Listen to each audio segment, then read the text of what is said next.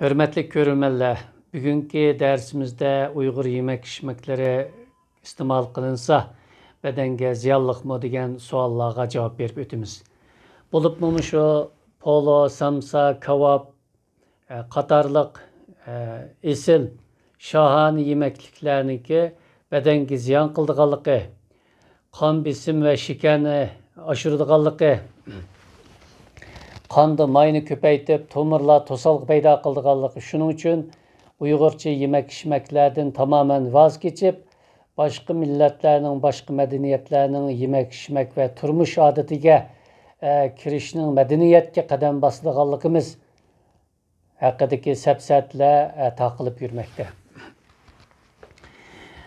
Odatda mushu Uyg'ur yemek-içmeklerinin hammasila reseptlik bir qonuniyat ve shundaqli bir reseptlik doğru hesabida vücutga kelganligini biz oldingi darslerimizde davomli ta'kidlab o'tdik.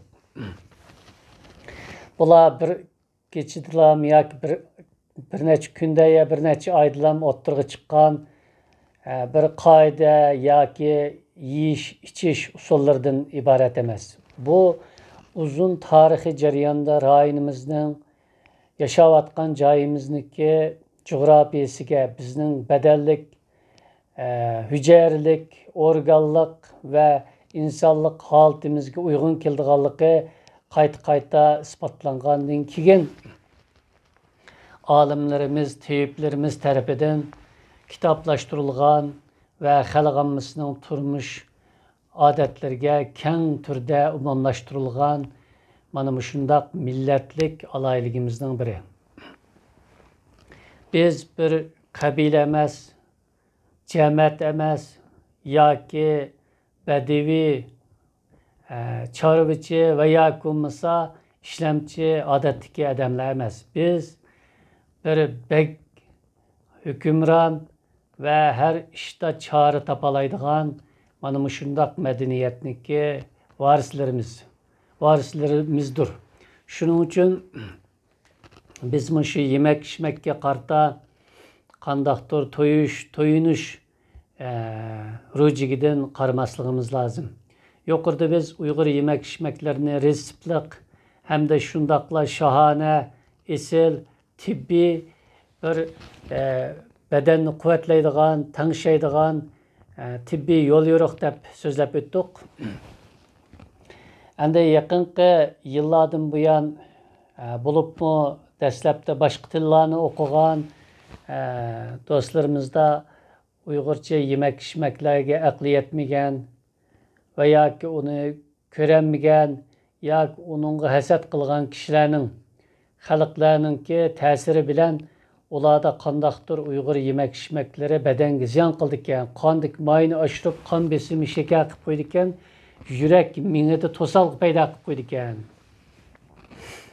Shuning uchun biz millatni isloh qilish uchun oldivela yemek-içmekdan boshlashimiz lozim degan shundaq xato ko'z qarashlar 1% kishilarimizda mavjud bo'ldi, mavjud bo'lmoqda. Shukrlar bo'lsinki, mana shundaq qo'yiq, eg'ir, shiddatli, keng tarafdan qilingan hujumlar qarshisida hilmi Uyg'ur yemek-içmekleri her öyde, her kişide bir rehber, bir yol yo'riq, bir nizamnoma bo'lib davom qilib kelmoqda. Mana bu xalqning haqiqiy kuchi mushada. Tibobat va esil Uyg'ur yemek-içmek ko'z qarashimiz mavjudli bo'ladi ekan, millatimiz davom qiladi, kuchlandi.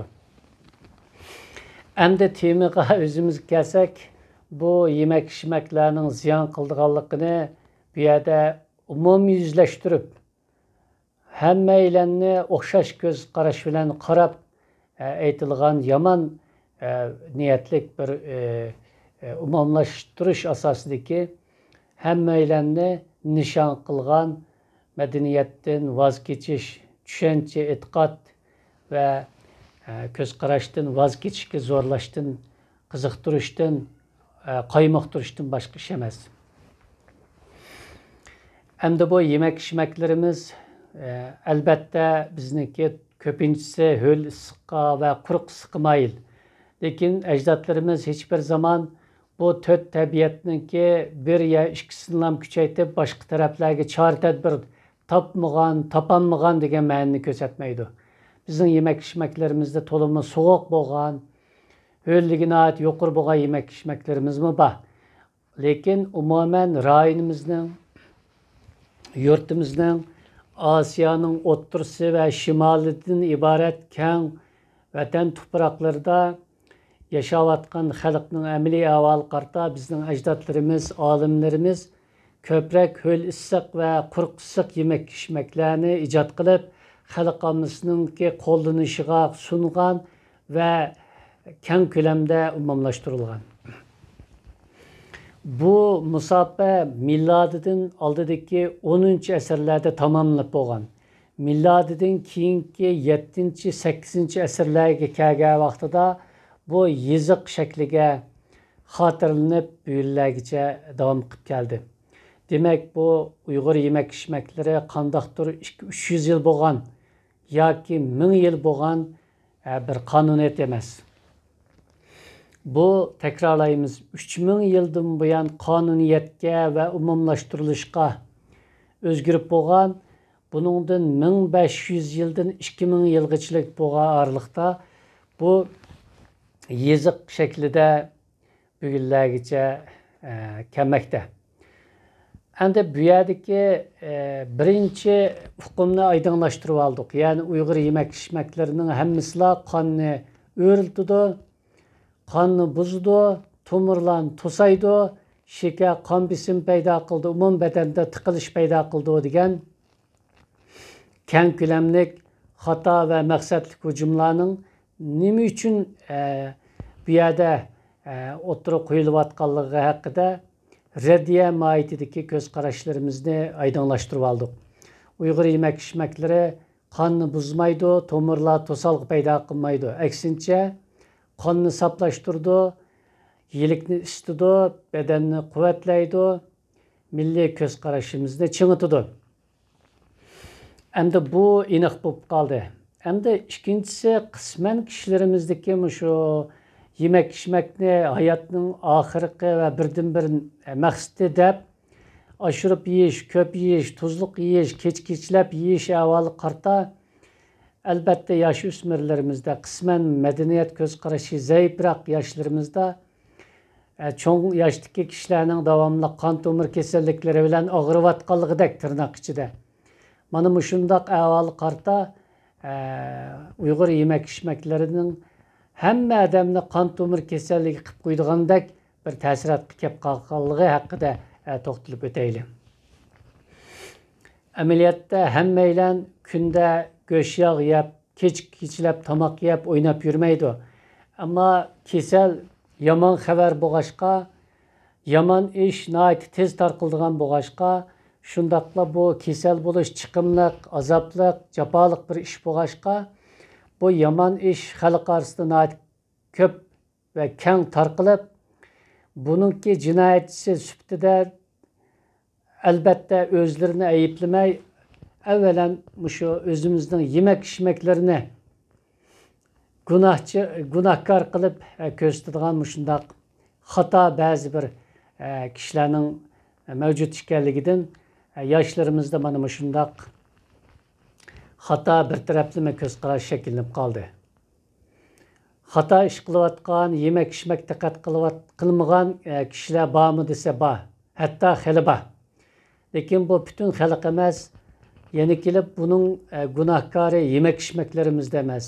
Buni nodon, nomrod, aqlsiz, quvvatsiz, aqlda taraq qilmagan, o'qimagan shunda bir qism oz kishilarning o'zini bilmay tekrar xatolik o'tkazishi bilan o'tirg'i chiqayotganligini o'tirib qo'yma bo'lmaydi.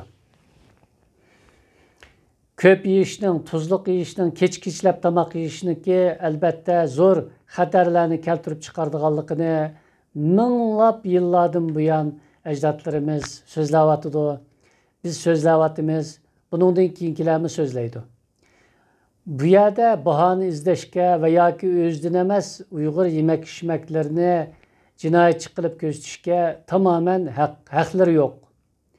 Demak, bu yerda o'zi sababkor yoki bo'lmasa sababchi naq shu o'zini bilmagan, o'zining nima ekanligini va nima bo'lganligidan xabari yo'q nodon shu kishidan iborat.